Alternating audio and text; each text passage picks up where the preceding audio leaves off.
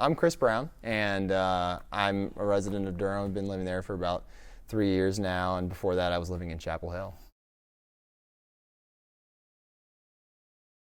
Yeah, I was very aware during the whole push, I think, that happened, I guess, since maybe I was only aware of it since maybe 2015, where the idea that people wanted the technology was there and there was a public desire to, I guess, have more accountability. And I think it seemed like something that, at least around here in the Triangle, a lot of police departments jumped on board and started using them. Because I know for a while, dash cams almost have always been part of policing for your patrol officers and that type of thing. But I guess the introduction of like body worn stuff that isn't like, it doesn't make it difficult for the officer to move around or anything like that.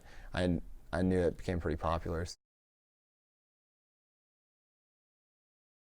I think that's alarming because I think, a lot of times if you make the argument that you're doing this for transparency and you want to be more transparent as a police department or as an individual police officer, when you put in a device or a process that is supposed to create more transparency and you actively set the expectation with the public, but you still leave yourself an out for sometimes not being transparent, it almost makes the lack of transparency look worse. Because in the same way that, like, if it was a he said, she said interaction with the police officer, depending on your interactions with police over your life, and you might have a different opinion about, maybe do I believe this person or not.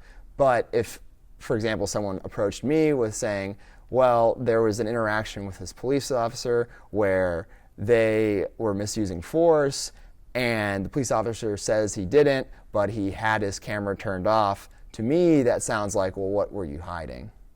To me, that sounds like, why would you have that and have it off? Like, and it makes me actually probably feel worse about the interaction with the police officer, or even less likely to believe him. Because frankly, let's say it was out of memory, or it ran out of battery, or what, there could be 100 reasons why. Or like, for example, they were just like at lunch and they didn't have it on when they were eating or something like that.